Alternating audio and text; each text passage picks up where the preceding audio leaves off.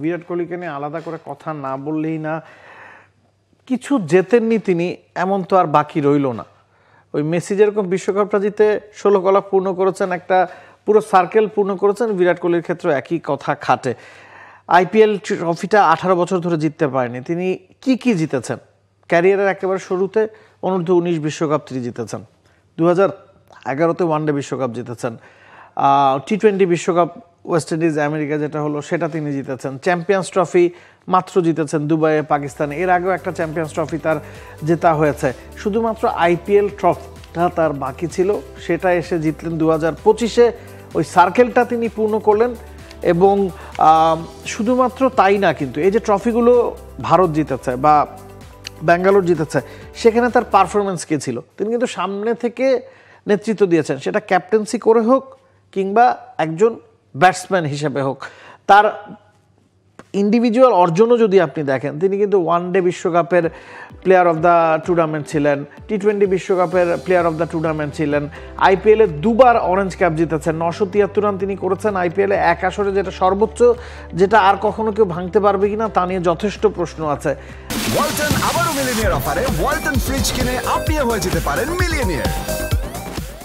আইপিএলের MVP, most valuable player তিনি হয়েছেন, আইসিসির পুরস্কার তো 10 বার জিতেছেন।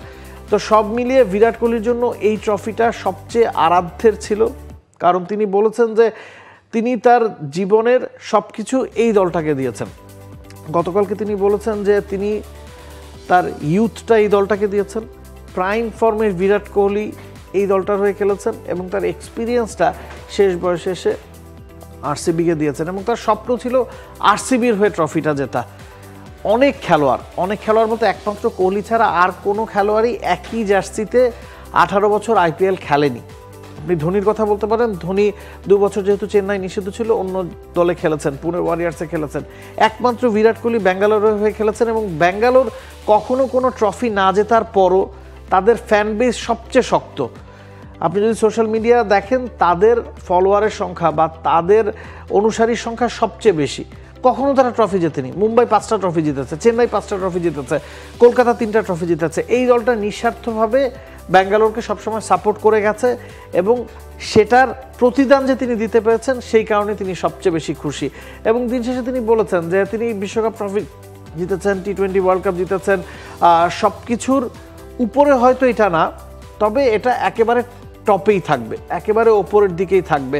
এবং শেষ দিকে আমরা দেখেছি এবি ডিভিলিয়ার্সকে টেনে এনেছেন, গেইলকে টেনে এনেছেন, যারা এই দলটার সাথে ওতপ্রোতভাবে জড়িত, যারা সবসময় চেয়েছে ব্যাঙ্গালোরকে একটা ট্রফি জেতাতে, তারা একসাথে হয়ে এই ট্রফিটা জিতেছেন, একসাথে হয়ে সেলিব্রেশনটা করেছেন, যেটা আসলে চোখে লেগে থাকার মতো। অ্যাবসলিউটলি। এবং বিরাট কোহলি আপনি যেটা বলছিলেন যে তিনি গতকালকে বলছিলেন তার ইয়ুথ প্রাইম এবং এক্সপিরিয়েন্সের পুরোটাই দিয়েছে, মানে 18 বছরের একজন ক্রিকেট ক্যারিয়ারই তো হয় 15-16 বছর, সেখানে 18 বছর তিনি খেলেছেন এবং তার পুরোটা সময় তিনি ব্যাঙ্গালোরের হয়ে খেলেছেন, মানে তার পুরো জীবনটাই তিনি এই দলটার হয়ে দিয়েছেন। এবং তিনি বলছিলেন যে তিনি তার দলের জন্য, অর্থাৎ ব্যাঙ্গালোরের জন্য একটা ট্রফি জিততে চেয়েছিলেন এবং ব্যাঙ্গালোরের পুরো দল বলছিল যে তারা বিরাট কোহলির জন্য জিততে চেয়েছিল। এই যে ব্যাপারটা, মানে আপনি 18টা বছর অপেক্ষা করেছেন একটা ট্রফির জন্য এবং এই এতটা পর্যায়ে সেই অপেক্ষা গেছে এবং আপনি এতখানি ডিজার্ভ করেন যে মানে শুধু আপনি না, পুরো দুনিয়া চাচ্ছে যে আপনিই জিতেন।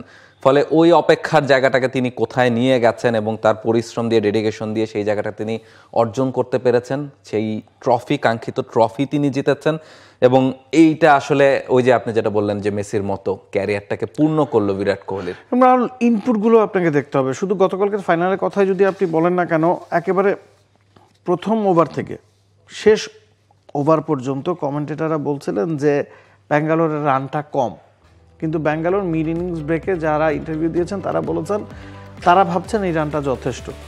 সেই বার্তাটা কে দিয়েছেন?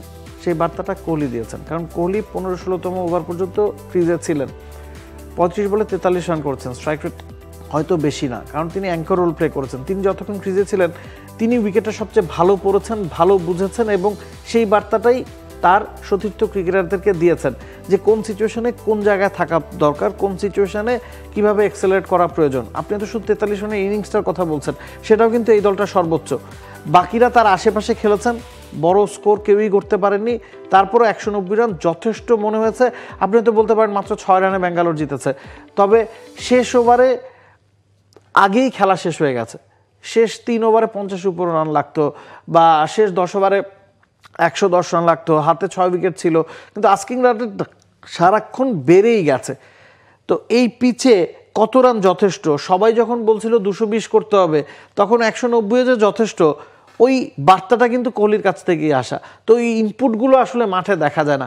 আপনি হয়তো স্কোরটা দেখেন, তার কন্ট্রিবিউশনটা দেখেন, তবে কিভাবে বার্তা পুরো দলকে দেন সেটাও কিন্তু ক্রুশাল। এক্স্যাক্টলি, এবং তিনি উইকেটে ছিলেন, এই যে তার উইকেট বোঝার আন্ডারস্ট্যান্ডিংটা এবং ফাইনাল ম্যাচের প্রেশার বোঝার যে আন্ডারস্ট্যান্ডিংটা, তিনি অসংখ্য ফাইনাল খেলেছেন তার ক্যারিয়ারে, জিতেছেন, হেরেছেন, ফলে তিনি জানেন যে এই প্রেশারটা আসলে কতখানি এবং এই প্রেশারের গুরুত্ব কতখানি, সেটাকে কীভাবে সামলে উঠতে হয় সেটাও তিনি খুব ভালো করেই জানেন।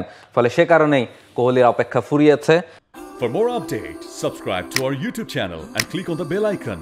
Follow us on Facebook and Instagram. Download T-Sports app to enjoy exciting games and highlights. Visit tsports.com.